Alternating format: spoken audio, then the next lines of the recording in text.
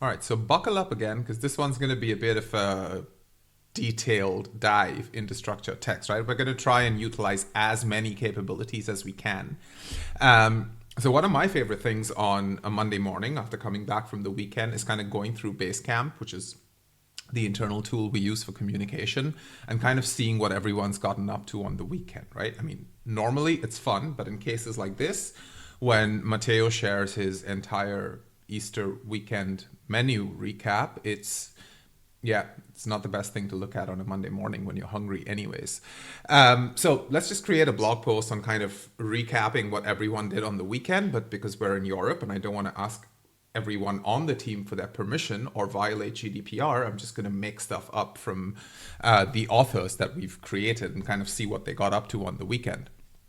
So for a quick recap into the model here for the blog post, if we take a look at the structured text and see what we've given ourselves as options, we've allowed ourselves to add quotes and code snippets and headings and things like this, which are kind of common components you would add in any text editor. But we've also got a lot of H levels or headers allowed. Maybe we don't want this because we're not going to have such a detailed hierarchy for this project. So let's just go ahead and remove the option of going beyond an H2. We would probably work on some of these to kind of see how they look like in the editor.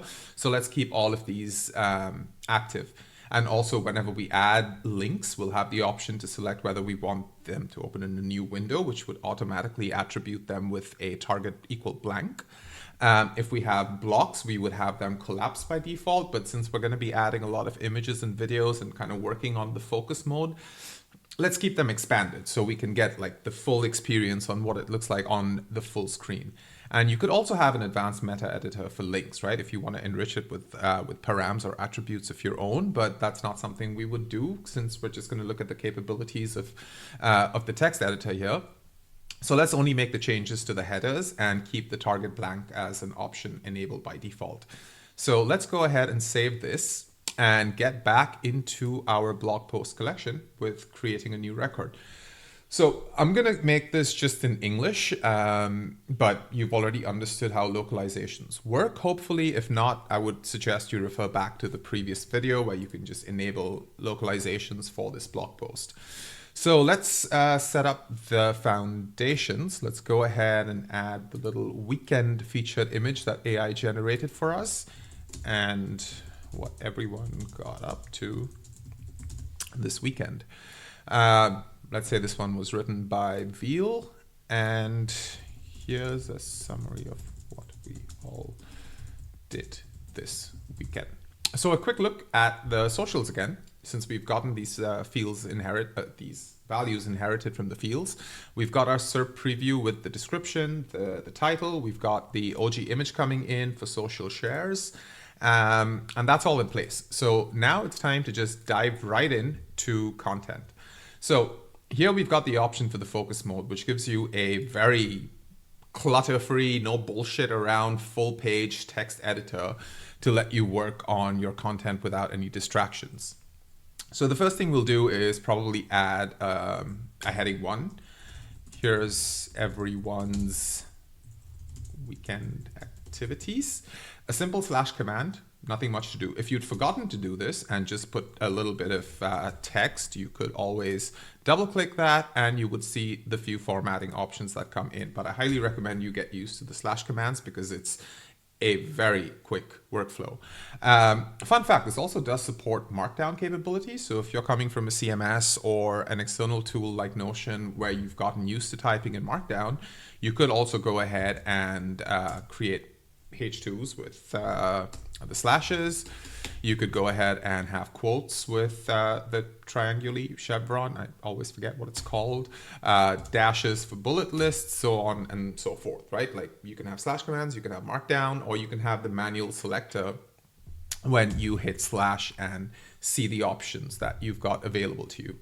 So let's see, what do I have on my local field? Well, the first one was Alessio went to Budapest for a Christmas market. I don't know why, since we just talked about what Matteo did on Easter, but okay. it's everyone's weekend activities top of the year, I guess.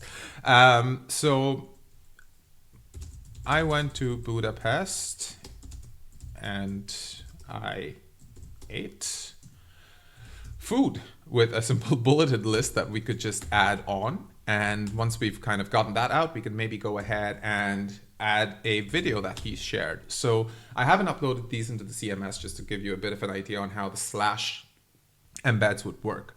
So Alessio shared a video with us, which I have added to the weekend folder. So let's go ahead and upload his MP4.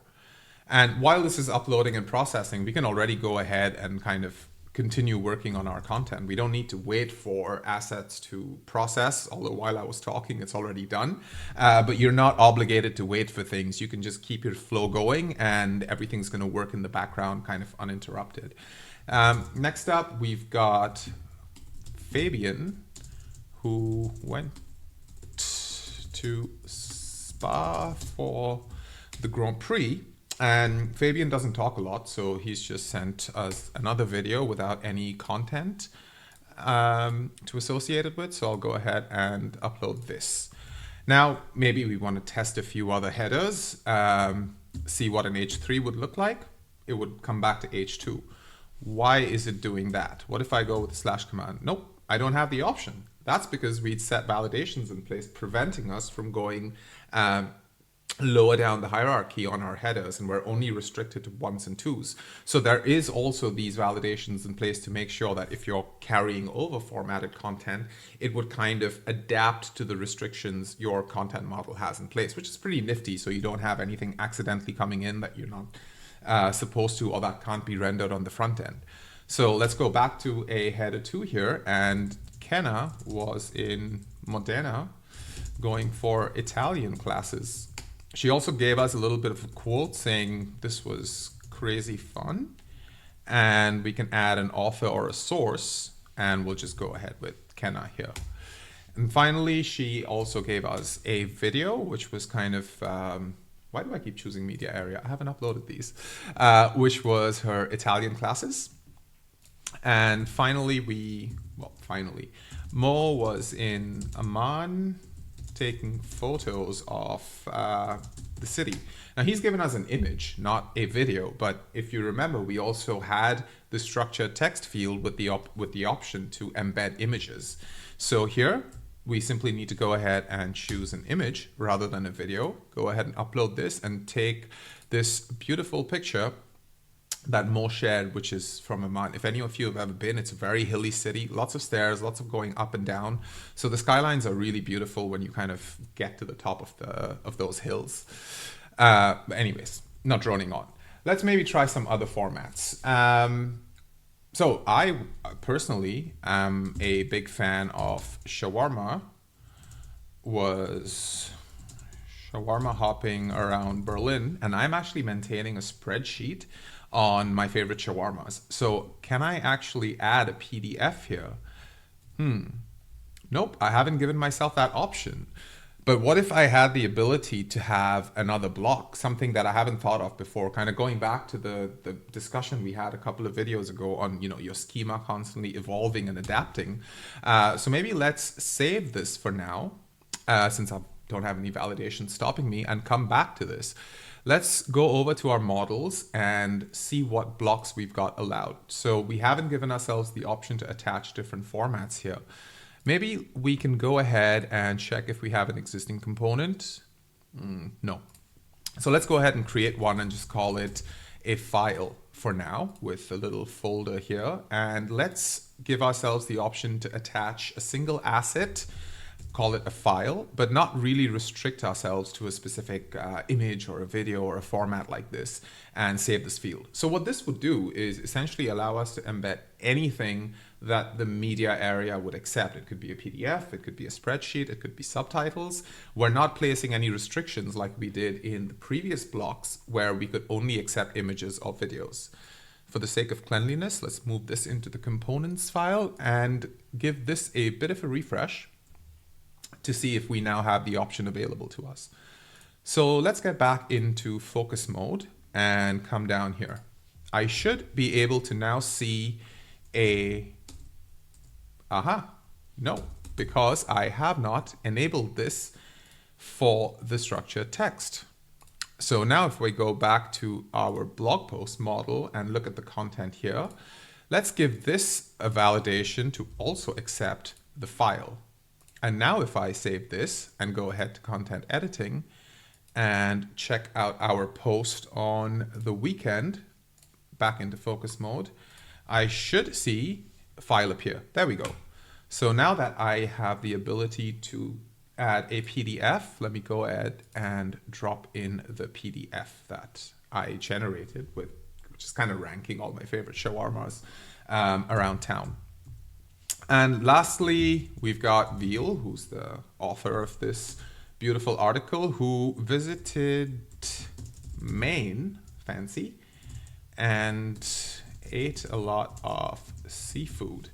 Now, she's a bit of a nerd as well, so she also gave us a bit of a statistic where this is 100% recommended. And finally gave us, that shouldn't have gone up there, and gave us a video as well of some lovely seafood that she enjoyed. And that's that, actually. That's been a very easy, non-clunky way to create a blog post with tons of formatting options in a format or in a process that we're very familiar with when coming from editors like Notion or from many other rich text editors and different CMSs. Just a quick recap on what we've kind of allowed ourselves to do here is have the ability to embed blocks into our text editor, which are rendered in a very beautiful native way on the front end, whether they're statistics or testimonials or assets. We could have had a newsletter sign up. In fact, we can add that in right now as a little breakpoint on the content where we give ourselves a newsletter to subscribe to new content, sign up for the newsletter today, opt-in text, yes, sure, and I'm not going to create a CTA, but that would essentially be a little button that would be associated with the newsletter sign up.